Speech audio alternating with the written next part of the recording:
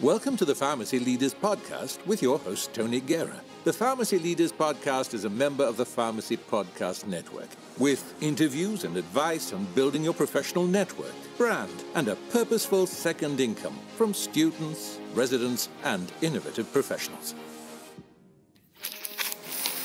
Okay, I wanted to create an episode to talk to you about residency recommendations. You're asking for them now.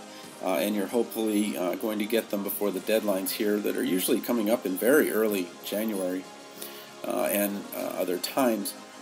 But there's a real problem with the forecast emails themselves, and I wanted to talk to you a little bit about that before I tell you about the YouTube video that I had made. You can find the document that I talk about in the YouTube video under memorizingpharmacology.com/residency help. So there's a book that Donald Norman wrote called The Design of Everyday Things. And it basically says that if you have a pull door, then you put a handle on it. And if you have a push door, then it would not need a handle. It would be pretty intuitive that you push it. And so there's a certain order for things, and you don't want certain things in certain places. For example, on a plane, you don't want the full fuel dump button right next to the on button, where you might accidentally dump the fuel instead of turning the plane on or whatever it is. And obviously it's not that simple, but there's an order that makes the most sense and that avoids mistakes. And if you're involved in hospital, or if you're involved in preventing medication mistakes, you've probably heard about this guy and understand how these things work. And it kind of goes to drug naming and things like that. But I wanted to talk about the email itself that the recommender is going to get. So the recommender gets an email, and it says, "Dear," and then the person that you're asking for the recommendation, and then it'll put your name in, and you're saying, "Is applying to pharmacy residency program through forecasts. You should contact them," and then it gives your email.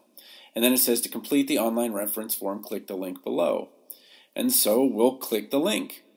And then we'll see that we need a username and password, and then we have to go back to the email and see that, oh, there's the username and there's the password. But what we don't see, because it goes below the line of what we're reading in an email, especially if you have larger print, is that there is a complete note below there from forecasts, and then below that is the note from you guys. The link should not be there. The link should be after the login, password, the note from forecast, and the note from you. Because I didn't even know that note was there. And I'm telling you that many people are going to miss the note from you. And the note itself is somewhat confusing. So sometimes the note will actually have multiple, it says to send the letter to, and then it's a person, but I've been given a street address, a phone, a fax, and an email. How do you want me to send it? Or is the automatic email thing that Forecast does not enough? So what I'm saying is you have to be very clear in a separate email to each person that you're asking for a recommendation, and just say, "Hey, by the way, I have written a note which is going to be under the link that you click." Okay, so this is coming from Forecast, and I'm absolutely telling you that I have a master's degree in this kind of stuff, that the preceptors and the employers and the people that you've asked for recommendations are not going to know that note is there below there. And they're also not going to know that it'll auto-populate, and I talk about the auto-populate in the video, so I won't talk about that again. But that's kind of the first thing I wanted to tell you, is that the reference request email has the link way before a lot of the information that the recommender needs. So I'd written and created this document and created the YouTube video because it's so easy to get a bad residency recommendation, not because you were a bad student, but because you didn't follow the steps that you need to get a good residency recommendation. So from the point where you get a yes from the preceptor and forecast something huge has to be in the middle, and I think a lot of people don't realize that that has to be in the middle. So I define a bad residency recommendation as a boilerplate recommendation where they just kind of copy and paste stuff that they say about everybody, or a recommendation they've had before. An incomplete one because they just don't have the information about you or just don't remember. Or that it's negative because you didn't ask them, can you write a strong one or a very positive one? Instead, you just ask, can you write one? And you're just happy to get one on time. Where what you need to stand out is a very strong one. Okay? I was just going to send this out to the preceptors, but I think the preceptors, the employers, and the students all need to know this. Okay, so I just feel like there is so much more that you need to know, that you need to do in between when you get a yes and when you send that email. So with that email, you need to send, with the email that Forecast sends, don't rely on the note that goes down because many of us are not going to see it or read it.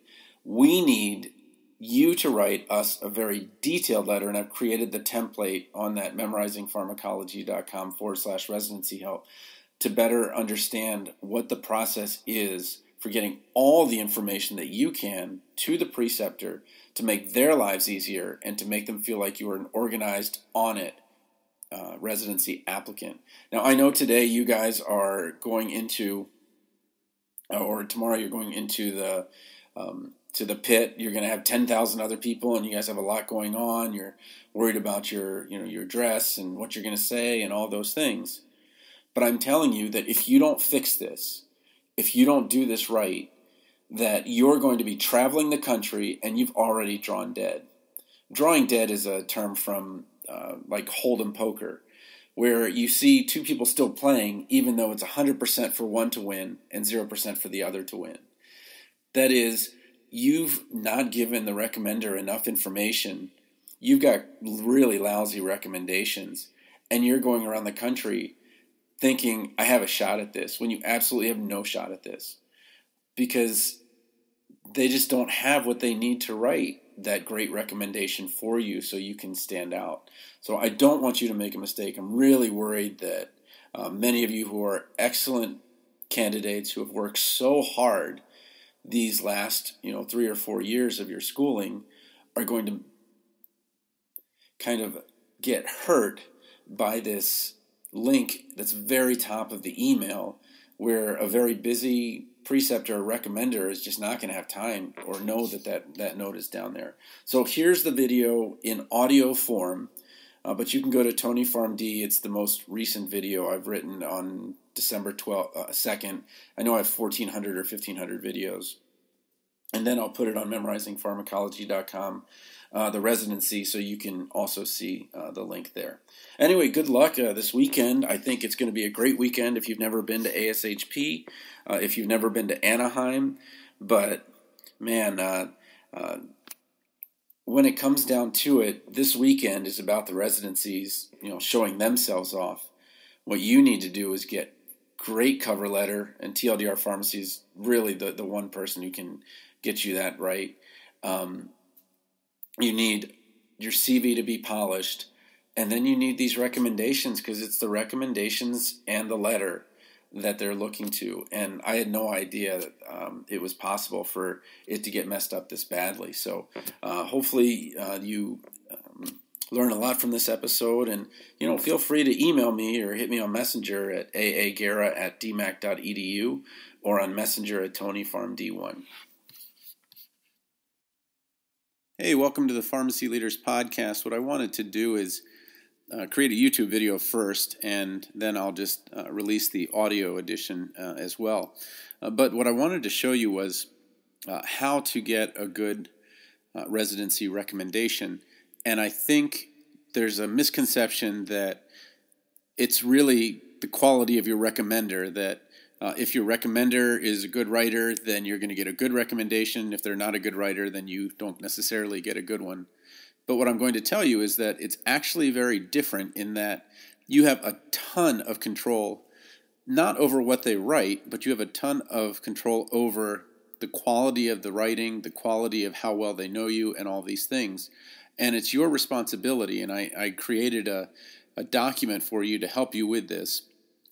So to get to it, you can go to memorizingpharmacology.com and you hit Residency, and this is going to come up called Residency Help, and then you can click on that, and then you'll come here, and this is the help that I want to give you is a single-page document, and what it does is it shows you how you should be writing this recommendation request. So the first thing you do is you just say, hey, will you write it for me? And it's not just will you write it for me, will you write me a strong recommendation, or will you write me a very positive one? Because if they just write you one, then you just get a check mark. And if it comes down to, well, everything being the same, I want this person over the other because their recommendations were stronger. Now, there's a lot of times you don't have choices, especially if you're going to apply to critical care or you're saying you're critical care and interested in it, then you have to have your APPE person who does critical care or that preceptor, or you really should. If you're interested in peds, then the peds specialty and so forth. Now, I just had one of my students, I just finished 2 recommendations for her. It didn't take me a very long time because my undergraduate major is in English and I have graduate work in English as well. So I love to write. You're making the assumption that your preceptor likes to write or your recommender likes to write. And just poll a couple of people that you know and find out how many of them really like to write. The answer is probably not many. So what we want to do is we want to take this from the perspective that the recommender is very busy. The recommender may not remember a lot about you. The recommender might not have had a lot of interaction with you because you're getting the site preceptor, but the actual person that spent the most time with you is somebody different. So what I want to go through are the things that you need to put in the email after you get the, oh yeah, I'd love to write a positive or a good recommendation for you. And I've put this into a PDF and a doc file that's on memorizingpharmacology.com/residency help. So the first thing I kind of want to do is change your kind of perception of what a residency recommendation really is. A residency recommendation is the preceptor or the recommender answering residency interview questions for you. So I'll say it again.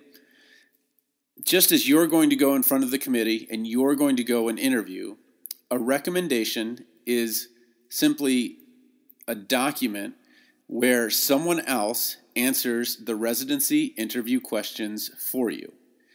So I figured this out just, a couple hours ago because somebody said, hey, I started using yours and Brandon's book to help me answer the questions that I'm going to need to help the preceptor with as they're writing. So I was like, oh my gosh, what a BFO, a blinding flash of the obvious that I didn't see. So I'm going to talk in terms of the book and some of the questions and things like that. So let's start with the help itself. So the first thing is I've got the PDF document and docx, and I've got a big note. So your recommender may or may not know this. When I submitted my first review, I didn't actually submit it. I just said, okay, well, I just want to kind of save it and then go on to the next one. And then I saw the next one, and this is for the same person I'm writing a recommendation for, but a different residency site. So I was like, oh my gosh, I have to rewrite all of this stuff for them. It looks like it's the same. If I had, and this is what I did next, if I had hit the submit button on the first recommendation, it will auto-populate all of the next recommendation for a different site except for this residency specific question at the end. So the question goes something like, now specifically about this residency, why is the person good at it?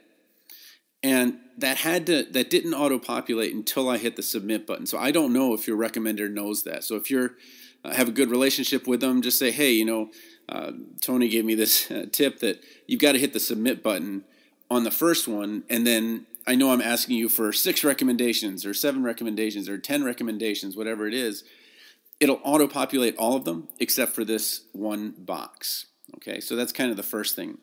I don't know how you tell a recommender not to use apostrophes, but some of the apostrophes Forecast can't handle, and it puts a question mark. So that comes up as she question mark, it question mark, and it just looks sloppy. And if you just don't use contractions, that's one way to solve it. But the other thing is that the recommender actually gets to review their work, and if they catch it, great, they go back and they can make it into these non-contractions. Or it does take some apostrophes, it doesn't take others. But just to let you know, is kind of a little goofy bug that I saw in there. Okay, so here is the kind of template and how to do it. So the first thing you write is, Dear Recommender, thanks for agreeing to write a recommendation. The first deadline is blank. That is so important because you are assuming, oh man, they're going to get right on this. You know what? I'd be surprised if they didn't just start writing the recommendation right now. What they need to know is, when is the very first time they need to come back to this? Because to you, it's just, there's just one person, it's me, and I need 7 recommendations. Whereas I've heard of just recently a site that takes preceptors from 11 colleges of pharmacy. So you can imagine how busy they would be in terms of getting these recommendations out and all these deadlines. So the first deadline is what you want to make sure you put there. I just wanted to give you some notes about my APP experience if it helps save you some time. I only have 6 students a year, maybe 7, so I know them very well. This doesn't necessarily apply to me as much, but what I want to do is show you how you want to write those notes to remind them who you were, what you did, especially if the person writing the recommendation was not the person that spent a lot of time with you. That's especially what you want to do. And the numbers that you're going to see here correspond to the book that we just wrote, 100 Strong Residency Interview Questions, Answers, and Rationales. So again, what they're doing is answering residency interview questions for you. So the same question answers that work for the interview face-to-face will work also as answers for the preceptor to give on your behalf.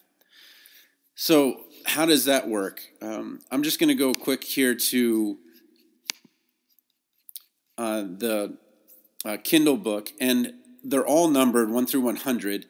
And so if I say, okay, number 13 is one you need to look at, you just click on number 13 in the table of contents. It'll take you right there in the Kindle book and so forth. Okay. Instead of going from this page, because it's a little bit harder to see, I did write it here on in HTML. I'm just going to go to the PDF version here, just because it's a lot easier to see. Okay. So the very first thing you're going to put is, okay, you need to know what the questions are that the person writing the recommendation has to answer. Now, there's a bank of qualities that they're going to have to just pick, and it works out to be like, you exceed, you were okay, you were bad, or no comment, or it's not applicable. And they fill in one of those radio buttons. Then on the far right-hand side, they're going to write a little bit of blurb about 3 of those or more. And these don't have to be long, although they give you 6,500, I don't remember if it's characters or words, but there's a ton of space for that. And honestly, if you're a good writer, you should be able to do it in 3 articulate sentences. A little bit of explication on each of those, why the person was so good. Okay. So after that radio button section and after that little comment period, there are 5 big boxes. Okay. The first box, and these aren't the exact questions, there's much more to it. I didn't know if I was supposed to tell you or not. I'm not doing that. I just wanted to explain kind of their rationale and what they're thinking about. The first thing is to know that they want to standardize it. What they want to do is make sure that you're comparing apples to apples when you have 12 residents that interview, or that 12, no, it's going to be, this is before the interview, so you're going to have maybe 60 residency applications for a spot, whatever it is. And they want to person to be able to compare apples to apples, so they're going to have these standard questions. Okay? The first question basically says, or needs an answer that says, this is how you increased your independence or autonomy throughout. With my academic rotation, that means maybe I showed them how to do the presentation, and then they did part of the presentation, and then they did all of the presentation. So that would be an increase in independence or autonomy. So in the residency book, 100 Strong Residency Questions, Answers, and Rationales, there's good answers in number 13, 20, 21, and 22. There's some other ones that have it, but I didn't want to overload you. But these are good examples of how you express a change in independence and autonomy. And what you're doing is in this email to this recommender, you're saying, during your rotation, number one, during your rotation, I felt that I did a good job of increasing my independence and autonomy through, and I gave you the example of where they would watch me teach to they would teach themselves. Okay? Strengths and weaknesses, it's actually divided into 2 questions, but there is a huge, huge mistake you can make here.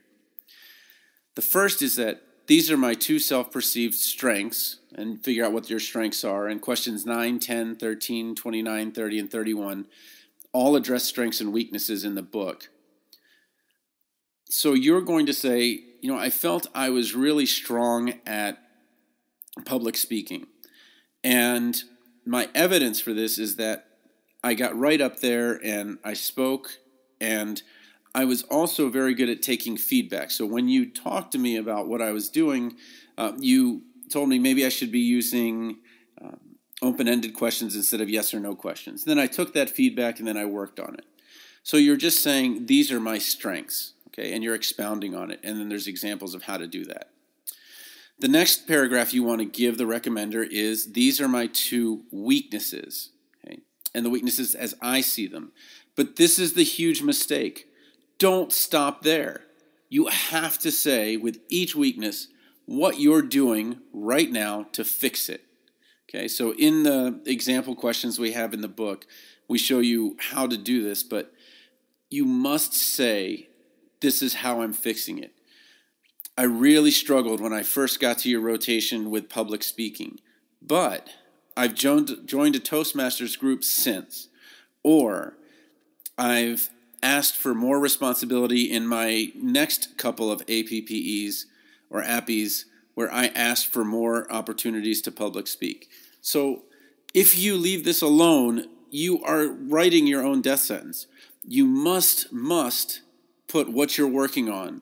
And I'm smart enough to know that when somebody sends me a request, I'm not going to write, oh yeah, well, this person doesn't like to work with other people, or this person isn't really good at speaking in public. That is absolutely the worst thing I could possibly do for somebody that I'm writing a recommendation for. I'm smart enough to know, hey, I'm going to articulate what they did and then what we talked about for them to work on it, so that I don't end up with a negative. It should go 2 strengths in one box, 2 weaknesses, and then the plan of action to repair those weaknesses in that next box. And then you're going to do your own research, think about it. Okay, well, when I was in that rotation, what did I do? What were the things that were my weaknesses? And what am I doing about them? And if you're not doing anything, then what is my plan to do something about them? But you must put that you're going to do something about it, or you are doing something about it. Number 4, these are my unique qualities. You feel like you are a unique person and you are unforgettable. I assure you that is not the case with the volume that you're going to have with many of these, especially the clinical sites. What you want to do is make sure that you've articulated what was unique about you. Forget hardworking and passionate and amorphous words. We've got some great answers to questions that are really unique, like being able to answer the question like, what's my favorite animal? What drug would I be? And those types of things. Those are unique. And I'm not saying write down, by the way, my favorite drug is, my favorite, pet is. That's not what I'm saying. What I'm saying is really unique, okay? Things like, for example, I'm from Washington, D.C., and I'm in the Midwest. I have an English undergrad degree, and I'm in, well, pharmacy's not a STEM field. Pharmacology PhD is. But I've got a humanities background in what is a science field and those types of things. Those are unique. I've got triplet daughters. That's unique. So when I was on admissions, I remember things like I delivered pizzas to get myself through undergrad. I started driving a tractor when I was 14 or 13. Those were types of things that were unique. So you want to make sure that your unique qualities are actually unique and make sure to put them in there. And then the last one is going to take the most work, but it's going to provide the most value to you. This is why I chose this residency site. So we've got a couple of examples, number 4, number 69, and number 70. The reason this is so important is that this is the only thing that changes. So if you ask your recommender to write 10 recommendations, the first time they do it, they're going to have to answer those 4 questions. And then this one is blank each time they do the next one. And there's 2 things that you need to put in. The first thing you do is, why did you as an applicant pick the program? So for example, if there's a teaching component, teaching APPE students and pharmacy students in it, that makes a lot of sense that you would pick me as a recommender because I have a non-patient care academic rotation. How does the site that you were in at APPE match that site partially or fully? Okay, well, there are specific teaching components that we went over in my academic APPE that are going to match to the things that they're going to do in residency. It's supposed to absolutely make sense. And the words you just want to keep hammering home is fit. Why does this residency fit with the recommender and the experiences that you had with this recommender? Okay. Now, if you have 10 sites, you have to tell the person 10 stories.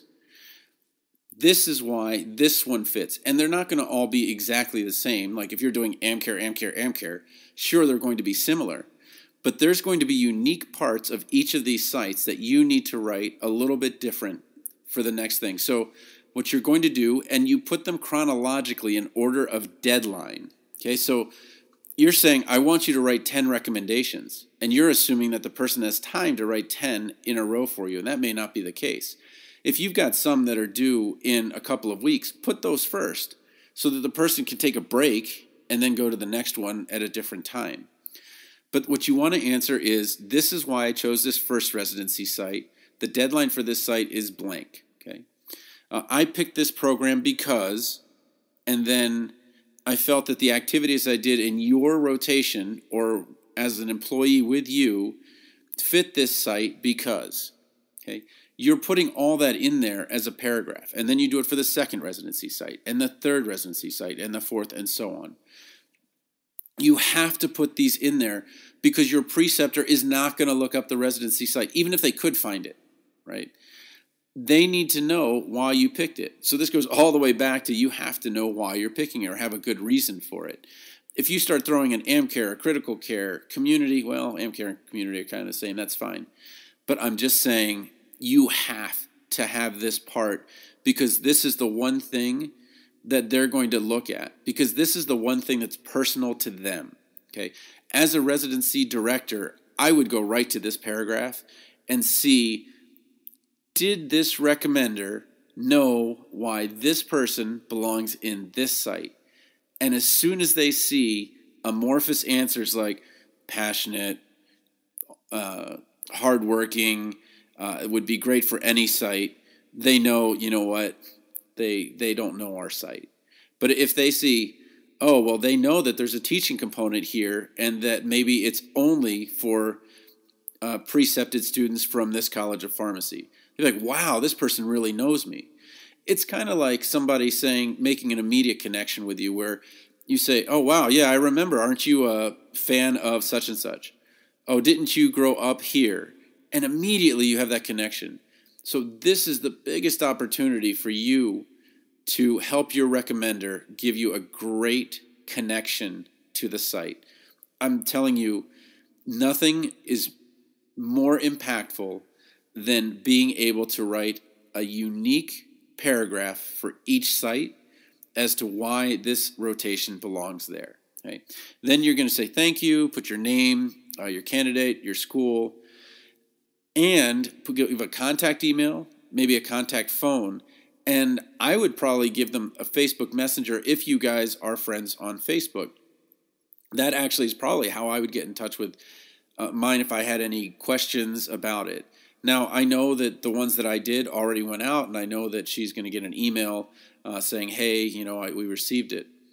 But I'm telling you, it is so easy for you to make it easier for the recommender. And if you follow these steps, the recommender will have all of this information. But more importantly, when they go to click, is this person organized? Does this person do things on time? If you're sending them this very detailed email ahead of time, they can write, man, I might not remember what they did, but look at this. Look how organized they are. Look how little work I have to do. Wow, I really appreciate this person not making me have to, start all this from scratch and try to figure it out. You are absolutely showing that you are an organized person and that you are the person that they are, trying to recommend. Okay? So again, it kind of comes from a number of questions in the book, the Kindle 100 Strong Residency Interview Questions, Answers, and Rationales. If you treat it as you're helping someone succeed in the interview for you, which is what you're doing, then I think it makes it a lot easier. One last caveat before I go, make sure you have a good LinkedIn profile, because they may go right to you and go, okay, well, let me see who I know that this person knows, and maybe I can better know who they were if they couldn't remember or something like that. Okay, so again, these documents are all there for you at memorizingpharmacology.com/residency help. I optimized it not only for desktop but for mobile. So hopefully this is helpful.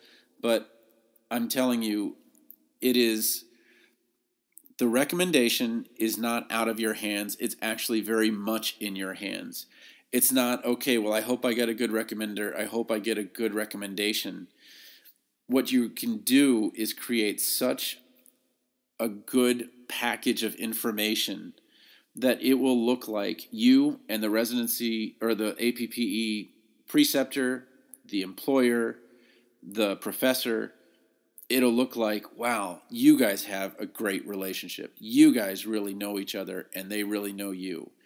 So if you want to picture this in your head, imagine the committee who has to read these recommendations, and imagine instead of us as letters, electronic letters going in, are us as people. And I wish I could use my voice. That's really kind of disappointing that I can't just do it in voice, because I would really prefer, and they could really hear, my passion for the students that I had. But imagine us going in there, and imagine us being able to clearly articulate, this is how this student grew from when I first got to meet them to when they left my APPE. These are the two strengths that I think they have. These are some weaknesses that they have, but this is what they're doing to work on them. We've kept in touch after, and they've been doing a great job working on these two things that we identified. And I don't necessarily know that they're weaknesses anymore, but they were when I knew them. Here's what's really unique about them. Here is what I think you're just going to find that's really cool about this person, and you're going to be really excited to have them as a residency interviewee. And this is why I think they're such a great fit for your particular site, and it makes so much sense that they picked you, because as I'm looking, back on the experience we had and what you offer, I just feel like this is going to be a great fit. Now imagine that each of your recommendations does that, pops off the page like that. It really isn't that hard for it to happen, but it's in your hands. You have to do the work to give the recommender the materials that they need. And if you do that, you have a much, much better chance of getting a really strong residency recommendation. And then it comes down to getting a residency interview. And I think you'll have a much easier time if you've got great recommendations. So good luck. And hopefully this was helpful for you guys. Support for this episode comes from the audiobook Memorizing Pharmacology, a relaxed approach. With over 9,000 sales in the United States, United Kingdom, and Australia, it's the go-to resource to ease the pharmacology challenge. Available on Audible, iTunes, and Amazon.com, in print, ebook, and audiobook. Thank you for listening to the Pharmacy Leaders Podcast with your host, Tony Guerra. Be sure to share the show with the hashtag #PharmacyLeaders.